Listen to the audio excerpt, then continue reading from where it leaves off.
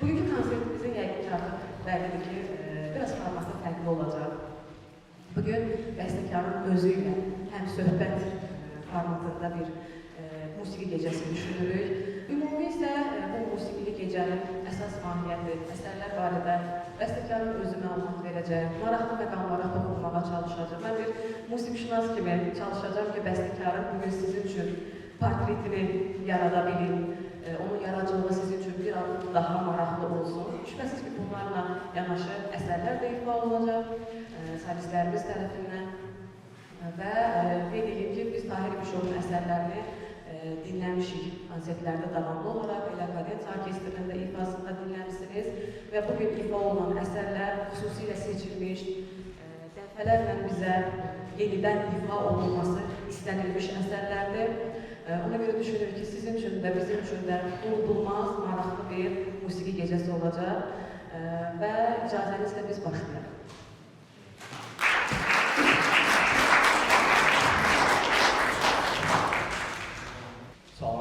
Salamlayıram.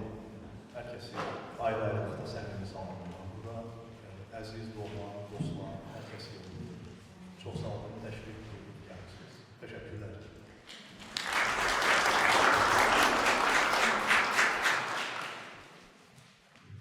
İlk əsərimiz iki romansdır. Sizin əlinizdə olan əslində vərəqlərdə də bu ardıcılıq var. Amma romansların adını qeyd edəcəm mən. Mikail Müşfiq yaradıcılığına müraciət edib bəstəkar bir romansda Gülüşlər adlanır və 2021-ci ildə yazılıb. Digər romans isə Müsir Mandelstamın Zərifdən Zərif romansıdır. Bu isə 2013-cü ildə yazılıb. Mənə bu aradakı illər çox diqqətimi çəkdi. 2013 və 2021. Düşünürəm ki, yetəri qədər fasilə var bu iki romans arasında. Bu konsert üçün seçiləndə bəs nəyə diqqət edilib? Bu iki romansı belə adlarda ifa edəcək solist? Bu yaxşı sualdır. Deməli, ümumi deyə bildim ki, bu romanslar mənim iki bir yılda yazdığım musiqi estetikasından biraz fərqlənir. Bu təxminən, bu romansların ümumiyyətlə bu konsertdə, deməli, məhz bu konsertdə olmağını ona görə istəyirdim ki, bu romansların deməli, həm struktur, həm konstruksiv, həm də estetik baxımdan belə deyək, post-romantizm, ekspresionizm dövrünə aiddir. O periodda ki, bu üsulda bizə musiqi akademiyasında bizim müəllimlərimiz öyrədirdilər. Yəni, bu hansısa mənada bu romanslar, belə deyək, özümüzdən əvvəlki nəsillərə, özümüzdən əvvəlki metodlara bir təzimdir ki, məsələn, Salvador Dali'nin yanına bir nəfər gəlir, deyir ki, mən də sizin kimi sürreal rəsmlər çəkirəm. O deyir ki, sən əvvəlcə məndən atın başını çək, mən gördüm ki, sən həqiqətən real bir obraz yarada bilirsən, ondan sonra. Bu romanslarda təxminən, mən öz portret əsərlərimi seçəndə bu nöqteyi nəzərdən götürdüm ki, əvvəlcə mən belə deyək, biraz qeyri-təvazükar səslənsə də, özümdən əvvəlki nəsillərə öz təzimimi, hörmətimi və onların bizə qoyub getdiyi mirası, mənimsədiyini göstərmək üçün belə əlavə eləmişəm bu konsertdə, bu romansları. O ki, qaldı Mikail Müşfiq poeziyasına. Yəqin ki, ümumiyyətli sual olacaq. Mənə maraqlıdır ki, Mikail Müşfiq və Mandelstam, bilirsiniz, geografik olaraq da bir-birinə yaxın iki şairdir. Çox maraqlıdır ki, 2 gün sonra Mandelstamın vəfat edildi, o 30 gündə vəfat edib. Müşfiqin geografiyasını isə biz hamımız çox maraqlıdır ki, ikisi də 38-ci ildə repressiyaya məruz qalıb. Bu şuurlu olaraq seçilmiş bir 38, tam 38-dir ikisinin də. Biri yanvar, Müşfiq yanvardır, Ricardo da Mandelstamdır. Yəni, bu şuurlu şəkildə seçilmiş bir şeyə oxşamır. Yox, bu qətiyyən şuurlu şəkildə deyil. Sadəcə olaraq Mikail Müşfiq poeziyası zaten hər bir evdə, yəni mənim anam ədəbiyyatçı olub, yəni bizim evdə həmişə ədəbiyyatla məşğul olub bizdən. Mikail Müşfiq poeziyası mən zaten uşaqlıqdan hamı bildiyi kimi düşünürəm ki, bilirdim. Sadəcə olaraq mən təhsilimi xaricdə oxuyandan sonra və daha doğrusu Alman dilini mənimsəyəndən sonra bir neçə Alman şairlərlə ruhum oldu. Jörg Trakl, Stefan Zweig və s. Və mənim şansım gətirdi ki, mən bu şairləri orijinaldan oxuyub başa düşməyə. qismətim oldu. Sonra yenidən sanki bir dəfə belə Mikail Müşfiqin kitabı əlimə düşdü və yenidən elə bir Mikail Müşfiqə belə sırf belə divan oxuyucusu kimi müraciət edəndə gördüm ki, əslində bu şairlər heç də bir-birlərindən fərqlənmirlər. Yəni Mikail Müşfiq Azərbaycanda doğulubdu deyə, yəni Stefan Zweig ondan heç də yuxarıda, heç də olanlar, yəni ki, aşağıda deyil. Bunlar hər ikisi eyni səviyyəli bir şairlərdir və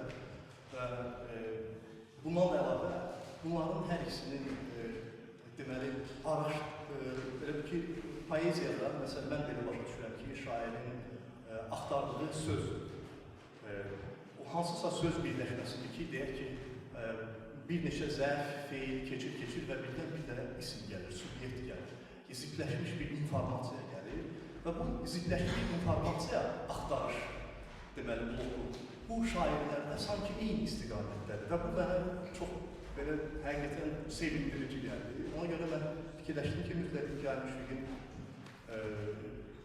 hər hansı bir şeirindən bir musiqi yazılır. Eyni fikirlərdən zaten Mandelstam'a aiddir. Çünki Mandelstam zaten dünyada məşhur bir şairdir. Onun haqqında xüsusi danışmağa ehtiyac yoxdur. Yəni belə. Mən təklif edirəm ki, qulaq asaq, dinləyək romansları və bir sualın romansını səslənəndən sonra verəcəm. Düşünürəm ki, həmin sual dinləyicilərə də maraqlı olar. Onda sərçilərimizi dəvət edib, İslam Abdullayeva, soprano və onun müşahid edir Afaq Qarayeva. Alkışlarınızla.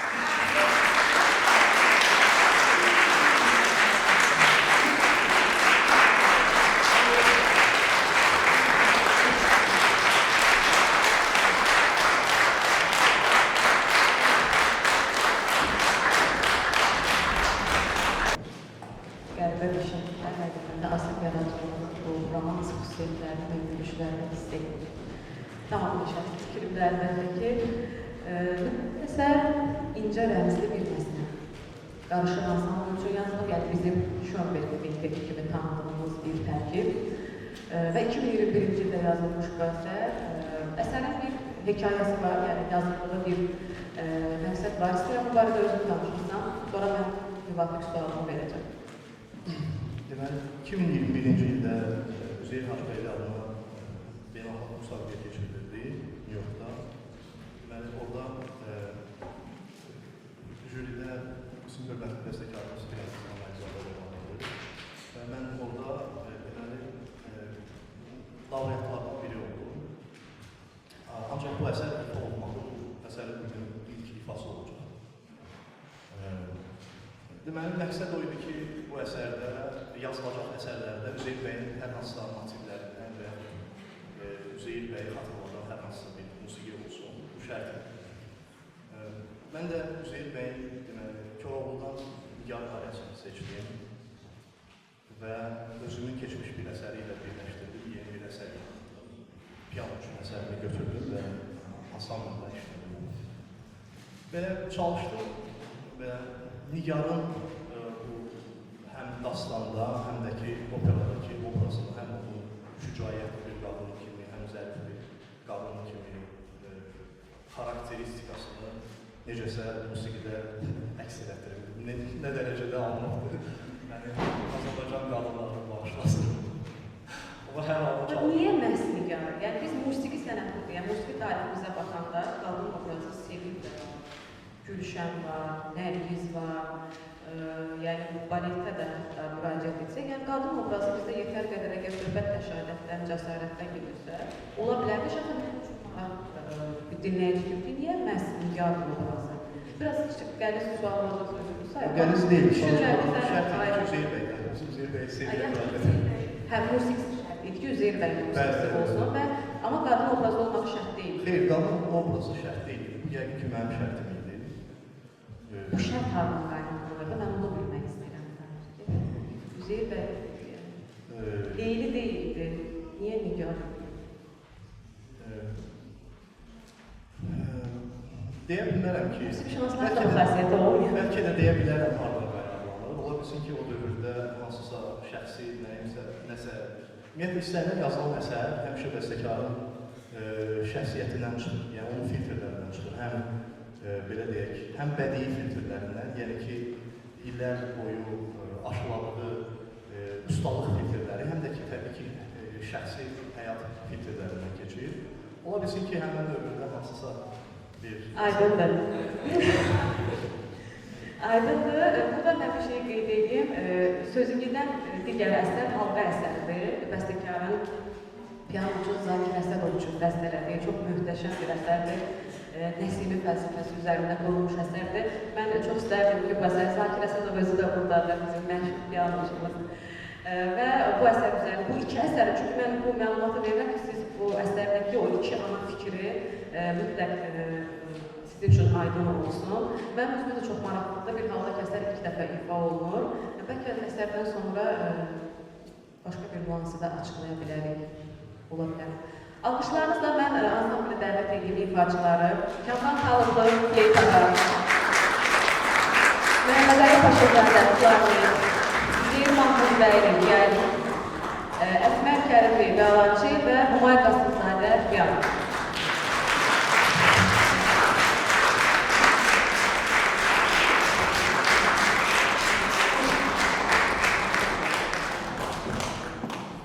Şəfaqət xanım hər şeyi doğru dedi, amma bir şeyi görünür ki, bilmirdik. Mən bu əsərə tecrübə verməliyim.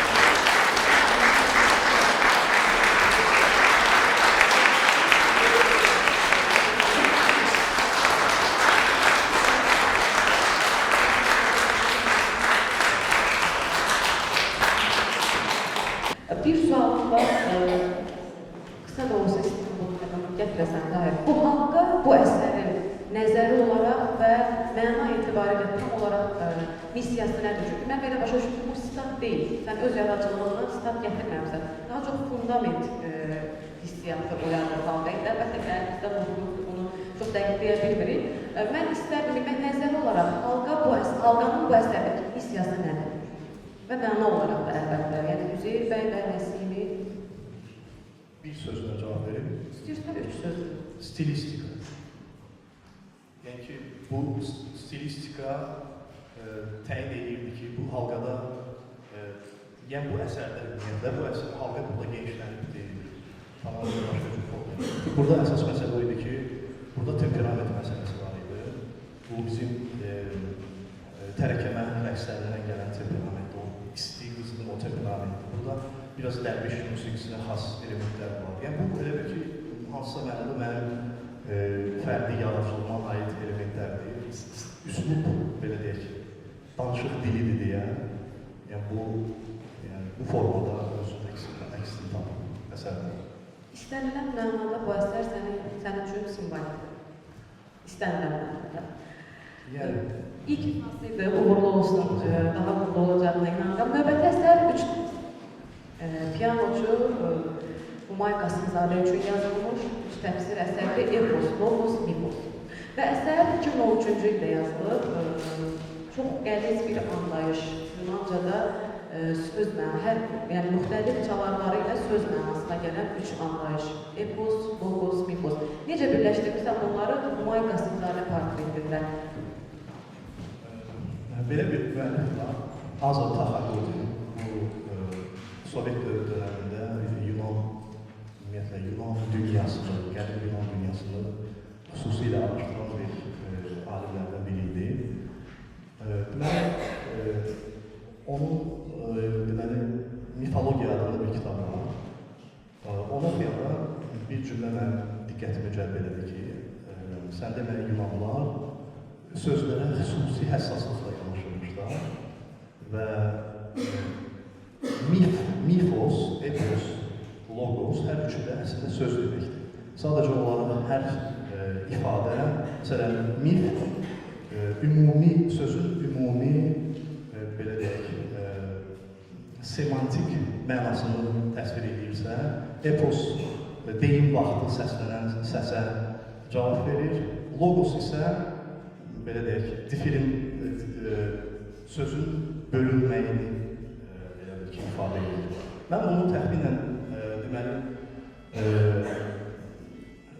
Aristotelin Poetika kitabında belə bir deyim var ki, ilk olaraq mif yaranır, epos və sonra isə dramaya keçir Yunan tamaşalarında. Çünki ilk olaraq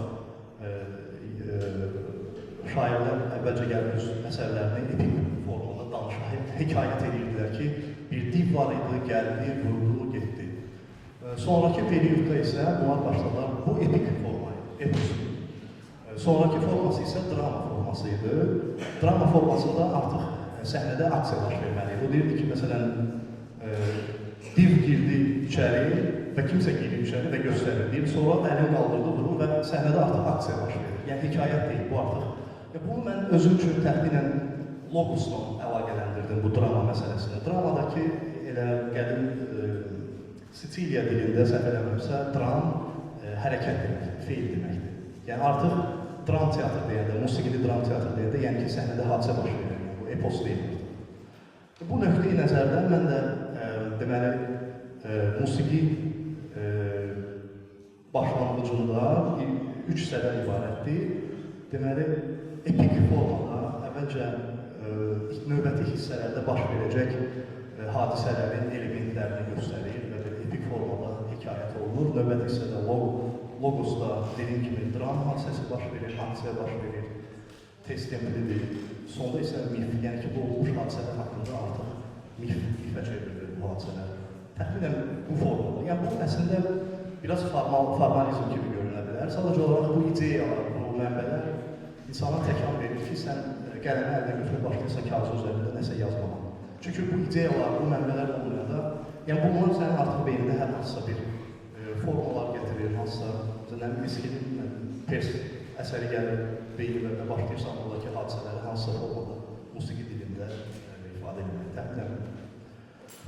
Çox qəliz bir prosesdir bu bəstəkarın yaranıcı bu prosesi. Mən sənin simanda əslində buradakı bütün bəstəkarlara bu sualı məmnuniyyətlə verərdim. Hansı daha uzun çəkir? Bu prosesi düşünmək yoxsa yazı arxasında onu artıq, necə deyim, eyləm halında həyata keçirmək. Çünki düşünmək belə baxıram ki, daha o strukturu qurmaq. Düşünmə prosesi məndə daha çox çəkir. Yəni, əgər iri həcmli əsərdirsə, deyək ki, 20 dəqiqə. İşin çətin tərəfi o qurmaq. Hekayət. Məsələn, bu kulminasiya əsərdə özünü göstərir mi? O söz anlayışının bir sonraki mərhələyə keçməsi. Bu əsərin strukturunda onu göstərir, bəlli bir kulminasiyaya gedirmə əsər. Düz dinləyəcək, amma mən istəyirəm bir sözlü olaraq da biraz arayış verəsən bu barədə. Təbii ki, burada da əslində alt qatda Azərbaycan musiqisinin belə deyək ki, qoxusu, təravəti var. Baxmayaraq ki, bu biraz fərqli periyodun musiqisidir. Burada kifayət qədər kulminasiya momentlər var ki, məsələn, royal coşur və bir səsə köklüyür hamını, sanki bir maye kimi. Sonra o maye də çirklənir, sonra təzdən təmizlənir və sonda D səsi, R səsi elə bir həddə çatmalıdır ki, elə bir qızın həddə ki, biz hansı mənada biz bu kamları keçməliyik, biz unutmalıyıq ki, bu piano alətidir. Sanki bir çəkici dəmirədir. Təxminən bu formada biz musiqi, belə deyək, konsert salonundan sanki bir məqamda qopmalıyıq. Təxminən bu cür. Deməli, auditoriyanın missiyası artıq bəllidir. Sakitliyə son dərəcə riayət edirik. Çünki biz bəstəkarın təyinatına uyğun olaraq əsərin haqqını verməliyik. Bax, müasir musiqidə auditoriyanın bir missiyası var. Əsərin haqqını vermək. Görürsünüz, necə çətin bir prosesdən keçir o əsər yazılır və biz maksimum o frekansda olmalıyıq. Bəstəkar, əsər və sizin alqışlarınızla ifaçının frekansında əlbəttə ki, Humay Qasımdariyə tərəf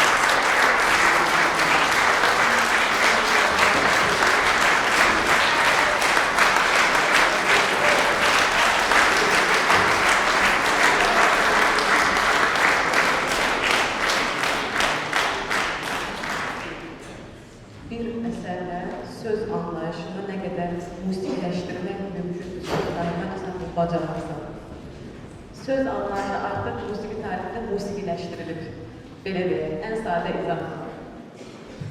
Elə sadə izahla müayinə sağlayacaq möhtəşəm.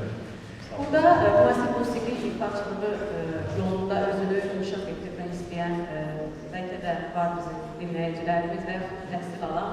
Biz son vaxtlar müasir musiqi ifaçılığında qəribə bir şey sezirik. Düşünürük ki, əgər ifa olunan 20-21-ci əsr bəstəkarıdırsa, burada not dəqiq olmalıdır, say dəqiq olmalıdır. Yetər, bu qədər kifayətlənir. Dostlar, bu belə deyil.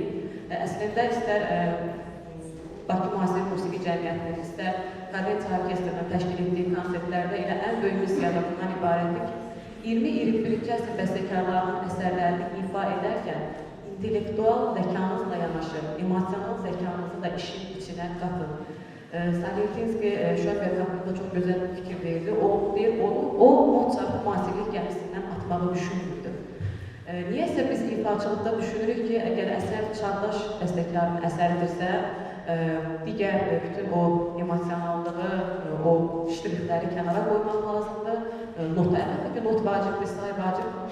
Əsəri və bəstəkara yaradıcılığını duymaq ən az not qədər vacibdir. Haradasa notdakı müəyyən səhvləri bəlkə dinləyici sizə keçər, amma əsərdəki o emosional boşluğu dinləyici zamanla sizə bağışlamayacaq və alqışlardan şübhəsiz ki, məmnun olacaqsa. Əgər Humay kimi belə emosional alqışlanma, səmimi, isti alqışlanma istəyirsinizsə, mütləq bu mövzuda özünüzü inkişaf etdirməyə çalışın.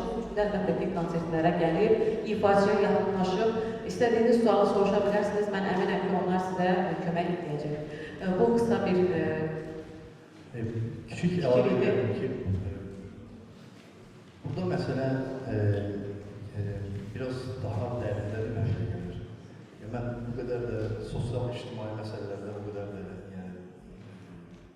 kifayət qədər nəsə fikir söyləyə bilmirəm, amma ki, mənə gəlir ki, burada məsələ daha başqa məqamlardadır. Elə ki, bir balaca zaman elə bir məqama gəlib çıxır ki, sanki belə bir insanlar arasında sanki ümumi bir diqqətsizlik mövcuddur. Yəni, mən bir yaradıcı adam kimi, mən əminəm ki, tək mən yox və bir çox rəssamlar, digər bəstəkarlar, şairlər, kino rejissorlar, mənə elə gəlir ki, bizim hamımızın elədiyimizdə nəsə bir istək var. Biz nəsə ki, insanlara çatdırmağa çalışırıq.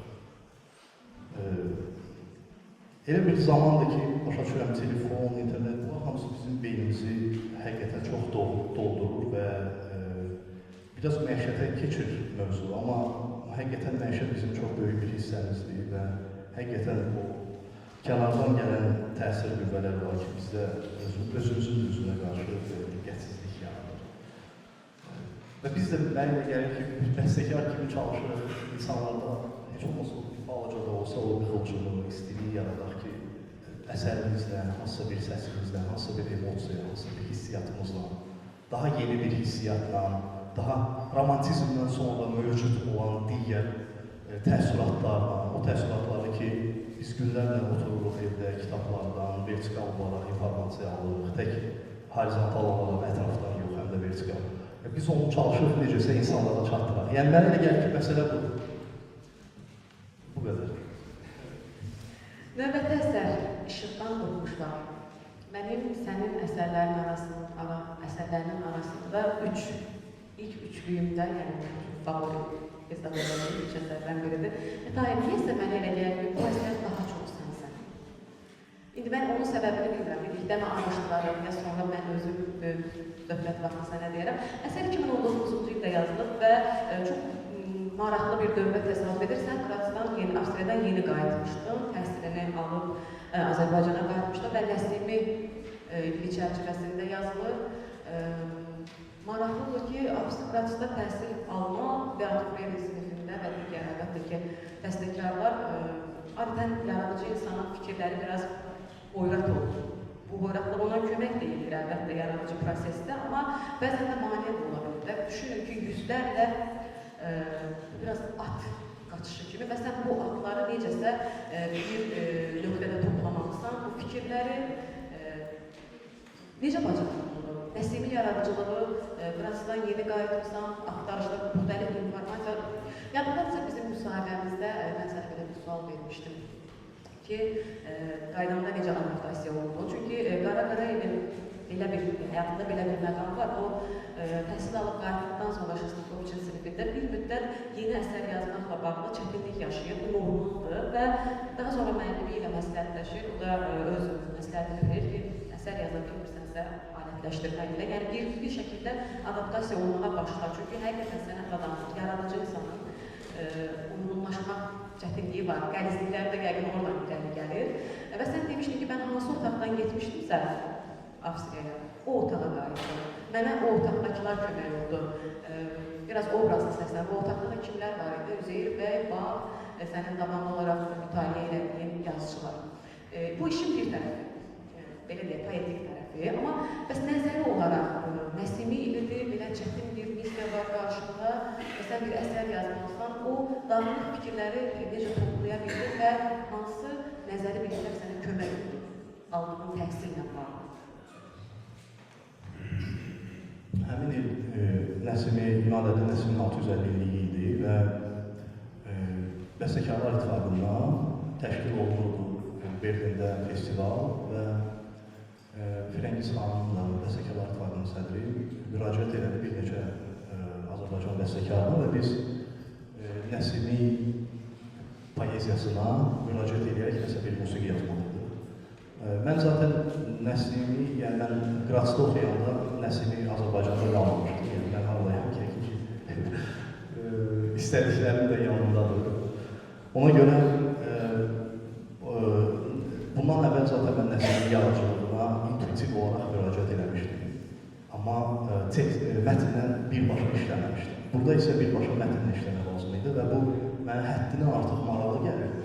Və bir də ki, bir sizin qeyd elədiyiniz kimi ki, təhsildən gəlirsən və tamam mühit dəyişir və sən indi hardasa bəlkə yaşamalısan. Bunun üçün də ən yaxşı nümunə simli kvartetdir ya da vokal üçün musiqi yazmaqdır. Bunu şöhrət verirdi.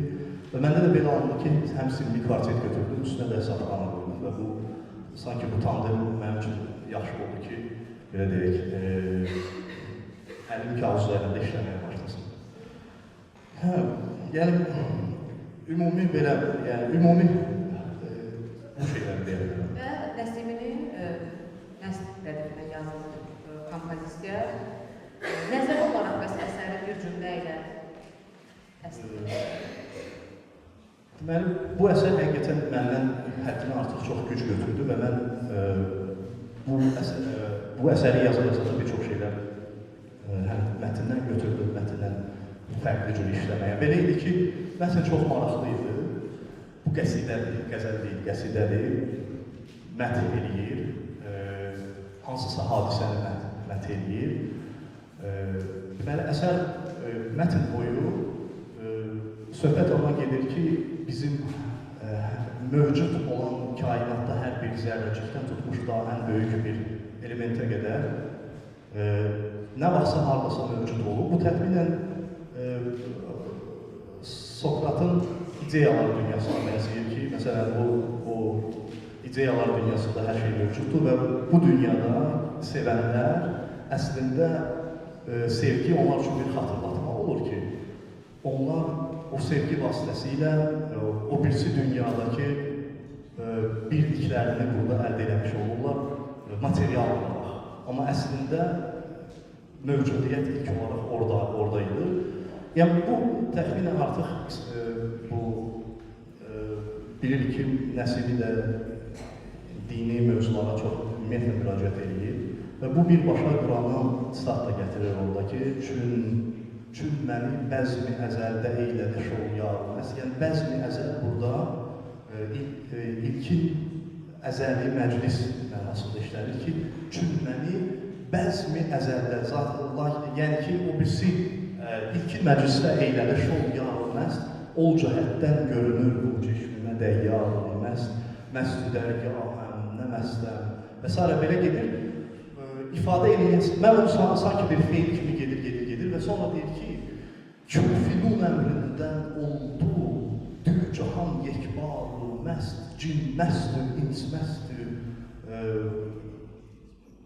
cin məstü, ins məstü, bu vəhşi tüyyur, xak məstü, bab məstü, ab məstü, nar məstü. Yəni ki, bütün dörd elementi sayır, insanları sayır, cinni sayır. Ondan sonra da gəlir, gətirir, çıxardır.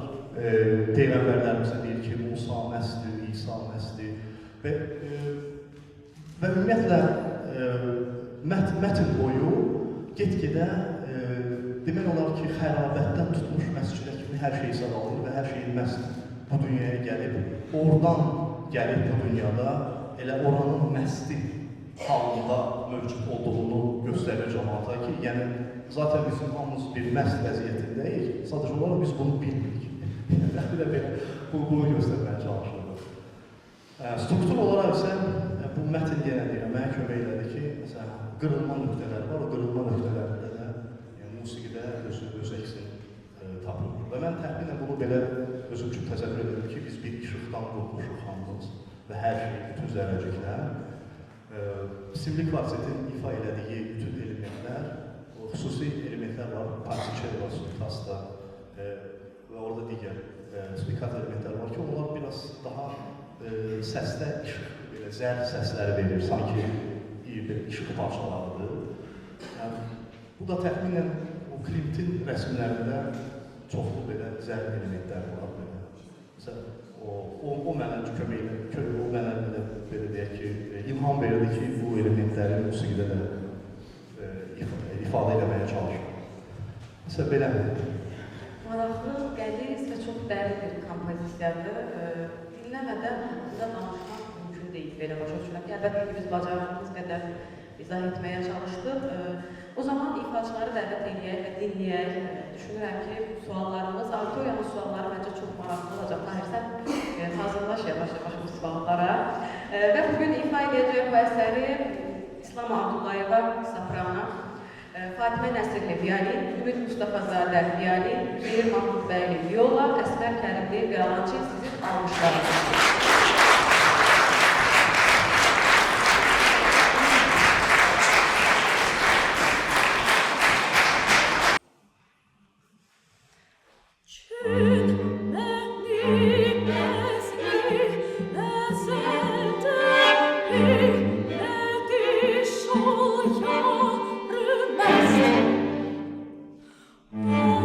Cennetten gül,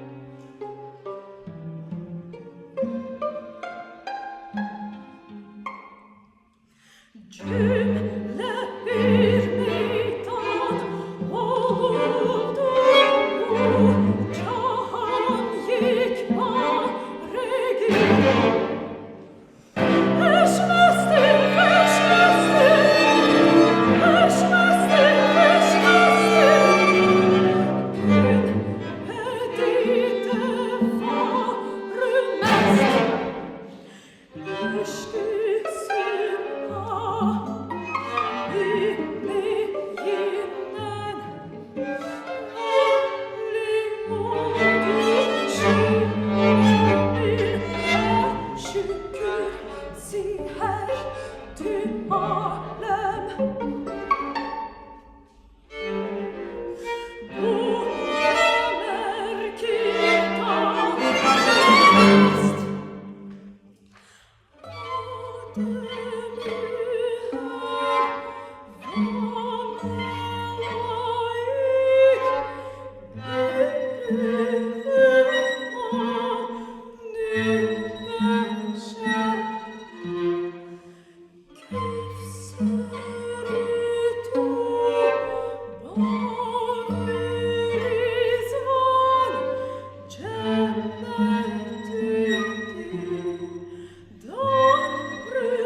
Добрый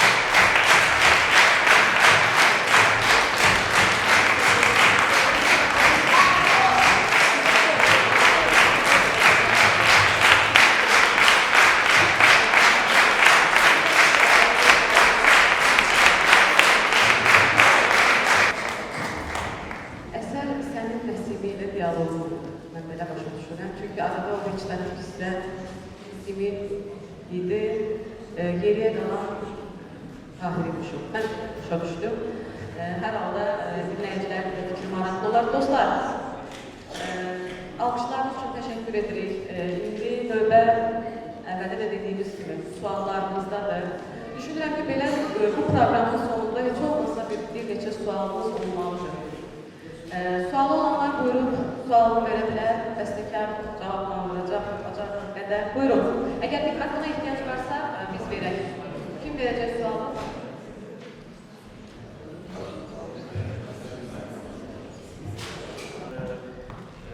İlk olaraq təbrik edirəm, təşəkkür edirəm ölçündə. Çünki çox gözəl musiqi dinlədik və çox gözəl axşamdır.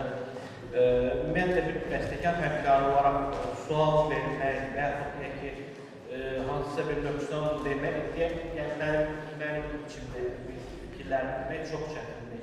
Çünki burada hər bir bəstəkarın özünün texnikası var və hər bir bəstəkar özünün bir yaradıcılığının həddini gedir. Sadəcə yerə deməmək də olmur, çünki deməməkdə o elə bir məsələdir ki, bu bəstəkarların belə deyək, insana maraqlı da onun dostu, deyək ki, onun həmkarı nə düşünür bu əsər haqqında və fikirləri nədir, təbii ki. İlk olaraq nə deyim əsərlər, ümumi... Biraz müəyyən fikirlər var. Nə düşünürəm? Mən belə deyim, son əsər bir də Üzeyir bəy haqqında əsərlə bağlı fikirlər bölüşmək istəyirdim ki, mənə sanki elə gəldi ki, bu əsərin önündə müəyyən Üzeyir bəy daha çox belə deyim, qanat sağları, fikirləri daha çox hiss olunurdu. Sonradan bu bitməyə başlandı. Bu sadəcə sənlə olarda, yəni sənin öz fikrin idi, yoxsa dramaturji olaraq belə olmuşdu ümumi?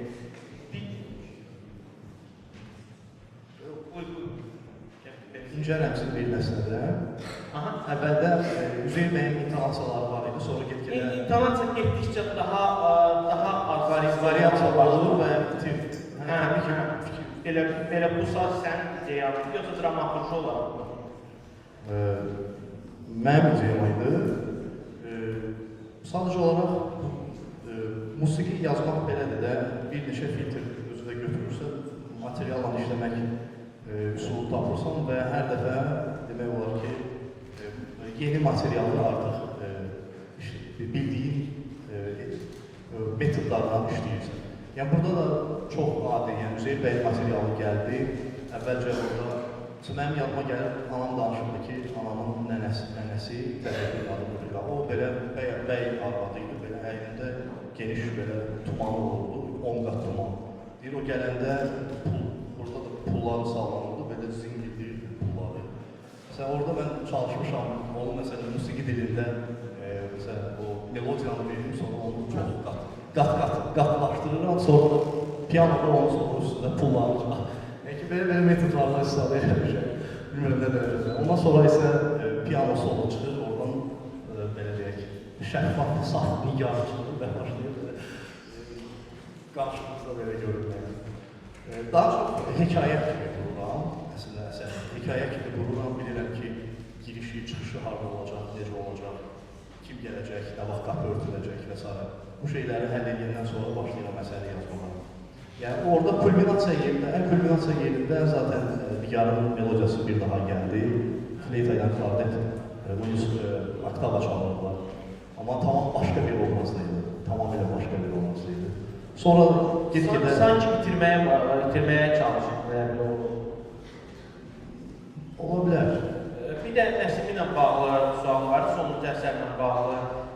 Nəcə onu daha etno alət və yaxud hansısa bir milli aləti və hansısa bir zərbərin üzərində qurmağa yox, məhz kvartet. Biraz təşəkkür edirəm. Çox sağ ol, mən təşəkkür edirəm sualına görə. Əvvəla texniki məsələ var idi, ona görə ki, bizdə simli alətlər idi əlimizdə yalnız.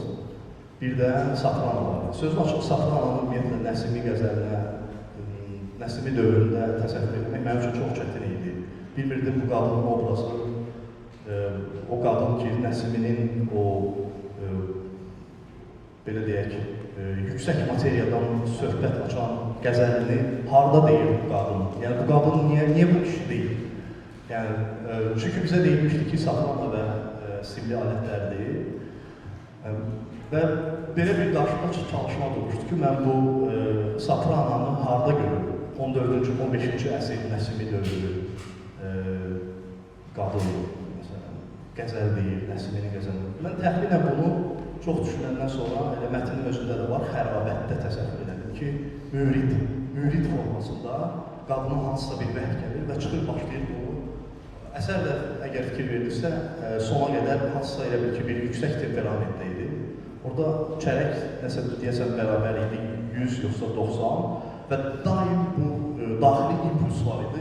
Sanki qadına informasiya gəlir və bu onu hələ tam dərk edəmədən başlayır deməyinə və belə bir isterik hala gəlir və bütün əsər bu formada da gedir, sona qədər gedir və sonra elə bir ki, əsərin sonlarına yaxın sanki artıq hər şey bəlli olur, daha bir statik bir formaya gəlir düşür. Yəni, belə bir çalışma var idi, bilmirəm necə. Bir də sonunda çalışmışam o saray musiqisinin o belə xəyali obrazını yaradır ki, elə bir artıq saraylar yoxdur, ancaq o dövrün musiqisi haradasa ilişib qalıb. Məsələn, rubai aləti, ud aləti və s. belə bir obraz. 15-16-cı əsr.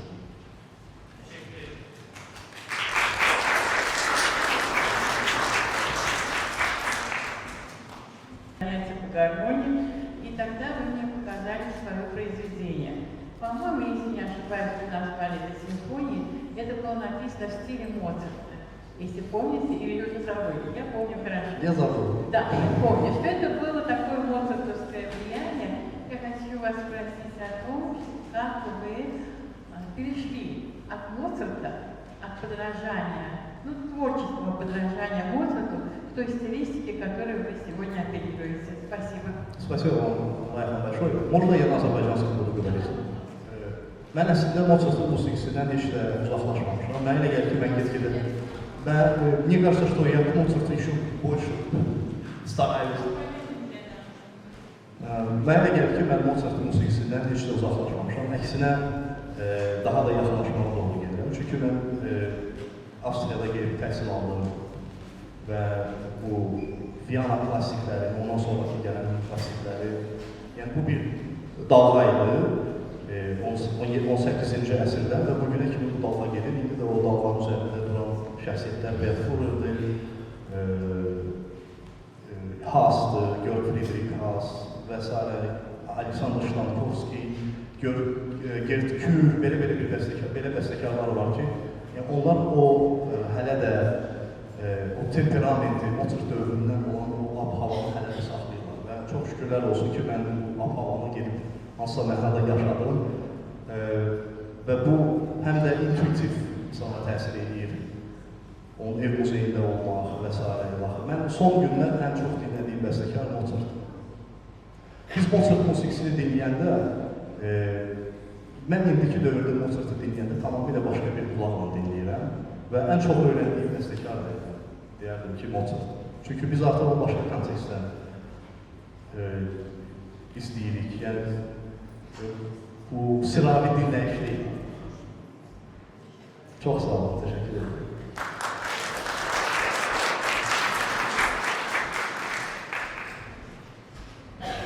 Spasibo, Ayxan. Sərvan Halıbzadə, mən təşəkkür edirəm birinci konsertə görə. Mən proqram təminatı mühəndisiyim, bu əslində lisans teknoloji oldum. Amma sizin çıxışınızı mən YouTube-da Kəmbar kanalında görmüşdüm və 2 dəfə dinləmişəm bu saat yarımında hansı ki, həmin çıxışı. Bəli, 2 saatlərdə 2 dəfə dinləmişəm. Mənə orada da Nəsimi ilə bağlı çıxışlarınız çox xüsusi cəlb eləmişdi və bu gün də. Soruşmaq istəyirdim ki, Nəsimin onsuz da əksər bəlli ki, rəcəz bəllidir və qismən müzarə bəllidir və siz bu qəzəlləri oxuyanda düşünürsünüz ki, bax, bu musiqi janrında, bu qəzəl özü sizə musiqini verir, yoxsa beyninizdə bir musiqi oldu, düşünürsünüz ki, bu Nəsiminin janrını çox yaxşı oxurar. Hansı istiqamətdir? Yəni qəzəldən musiqiyə doğru keçiddir, yoxsa ki bir beynimizdə bir musiqi janrı olur, ona uyğun hansısa bir qəzəli otuzdurmağa çalışırsan. Mən bu an bu qəzəl oxumuşdum, indi beynimdə yaranmış həmin musiqi bu qəzələ oturur. Hansı istiqamət çox maraqlı. Təşəkkür ederim. Çox maraqlı sualdır, həqiqətən. Çox peşəkar sualdır. Bu qəzəl Ləmən bəhrinin ikinci bəhrindədir. Əgər fikir verdinizsə, sona yaxın ifaçılar failətün. Yəni bu, mən nəsimi şünas deyiləm, nə də şərq şünas deyiləm. Bu şeylər mənim üçün biraz, çox da mən bu şeylər haqqında müzakirə edə bilmərəm. Amma mən, məsələn, məhz bu qəzəli araşdıranda mənə Nəriman Qasımoğlu kömək elədi. Onun, məsələn, bəhrini ayırt eləməyə. Yəni ki, mən bunu bura kimi araşdırdım, getdim və gördüm ki, burada xüsusilə mətnlə işləyəndə, mən özümü qoyuram burağa. Almanlarda belə bir söz var, vertönen, tonlaşdırmaq, tanirovat rus dilində, amma başqa, elə bil ki, mətni götürürsən, bəstələmirsən, sadəcə olaraq tonlaşdırırsan. Yəni sən mətni mənimsəyirsən, mətn artıq sənə bütün formanı verir. Giriş, çıxış, harada daha hündür olmalıdır, harada daha aşağı, kim uzaqda olmalıdır və s. Hansı söz daha önəmlidir? Məsələn, Mikail Müşfiqin deyək ki, mətnindən istifadə edəndə, məsələn, gülüş vardır, səslərinə tunç əkslər yaptırır. Yəni, bütün vurgu gülüş vardır, deyək ki, gedişli feildir, səslərinə tunç əkslər yaptırır. Yəni, bu təxminən belə Çingizxan kimi gülən bir ha-ha-ha, belə bir səslənmədir ki, tunç bir materialda əks yaradır. Arxasınca isə deyir ki, gülüş vardır, könülləri rüzgarlara yaptırır. Yəni, iki dənə yan-yana duran cümlədir. Və sən indi çox çətin bir çalışma qarşısındasın. Sən artıq başa düşmüsən ki, burada iki dənə kontrast var. İndi sən bunun öhdəsindən necə gələcəksən? Mən çalışdım, orada məsələn belə bir akord var, əskidilmiş sept akordu. Yəni, bu çox kəskin səslənən bir akorddur. Mən bu əskidilmiş sept akordu verdim və tunç əkslər yaptırır. Yaradıcılıq sirlərini sizinlə paylaşır. Bu hələ məsələdir. Sonra arxasınca isə Yəhvaya'nın belə yüngülvari bir hərəkəti ilə bir takt ərzində gülüş vardır, könülləri rüzgarlara artdırır və biz bu cür sonluqla bitiririk. Nəsimi də eyni. Nəsimi hətta əvvəldə də müəyyən qədər dedim ki, orada formalar var idi. Əvvəlcə hekayət edir, sonra isə cümşi qıldı əqli kül, yəni insan əqlə gəldi və kafinun əmrindən, kafinun yəni ol əmrindən, kafinun əmrindən oldu dü cahan, yəni iki cahan yekbar məsəl, yəni birdən məsəl oldu, ol əmrindən. Yəni bu da təbii ki, musiqidə öz əksini göstərməlidir. Ona görə də musiqinin ən partlayış, ən münasib yeri oradır. Yəni məndən asılı deyil, sadəcə olaraq Nəsimi belə istəyir. Nəsimi paylaşır. Çox sağ olun.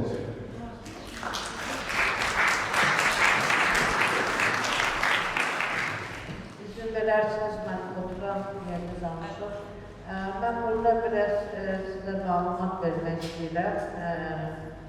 Hayır, bu məlumatı vermədim. 2019-cu ildə hələ pandemiya başlamamış, biz çox gözəl bir layihə işlədik, Nəsimi ilə bağlı bəstəkarlar ifadə olaraq və qeyb bəstəkarlara dedik ki, siz Nəsiminin qəzəllərinə əsərlər yazın, sonra bizdə dinləmə oldu. Əsərlər çox 12 əsər bizə təqdim etdilər. Biz bunları Cəlal müəllim də var idi, bizim xalq artistləri, Azər müəllim, Sərdar müəllim, belə bir komissiya yığıldı və oradan 5-6 əsəri biz seçdik. Və mən nə üçün bunu deyirəm? Bəstəkarlar İttifaqının fəaliyyətini şişirtmək üçün yox deyil. Mən onu sizə vurgulamaq istəyirəm ki, nə qədər mühüm məsələdir əsər üzərində işləmək. Və o vaxtdan 2019-cu ildə biz məşqləri apardıq. Və bəlkə Tahirin yanında deyil, nə qədər orada bizim müzakirələrimiz oldu. O, deməli, Simli Kvartet və Safrana. Hətta bu axırda yadımızdadır, dedim ki, o geçsin və üzünü çörüb son sözü məhz desin. Və siz də qəbul etdiniz və bu çox gözəl belə sonra təəssüratlanmışlar. Demək istəyirəm ki, 2019-cu ildə biz bu əsər üzərində çox işlədik.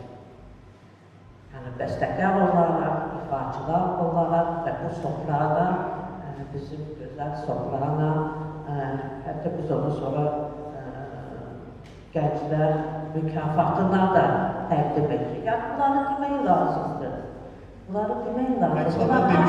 Bəstəkarlar və görün və fikir verin, nə qədər bugünkü ifadə, bu son əsər nə qədər fərqlənirdi.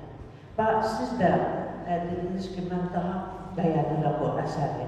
Buna görə ki, bu əsər artıq üzərində işləridir, cilalanır, illərlə, hətta bəstəkar özü də daha da çox düşünür.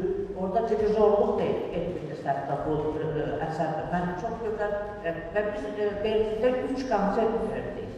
Bu əsərdə hər birisi biz ifa edirdik.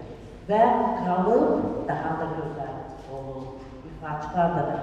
Demək istəyirəm ki, müasir musiqini çox ifa etmək lazımdır, onun üzərində işləmək lazımdır və sizdən biraz yaşlı, bəlkə yaşlı insanlara müraciət etmək lazımdır.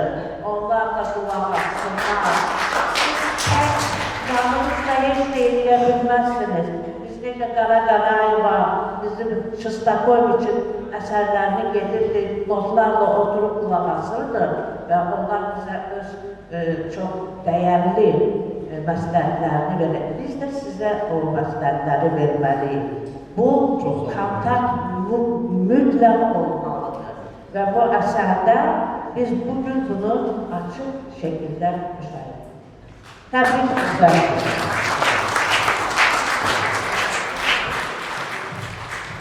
Rəngin hamı qeyd elədiyi bu ustad-şagird münasibəti var. Bəli, bu musiqidə, incəsənətdə sadəcə mən musiqi adına danışa bilərəm, bəs adına yox.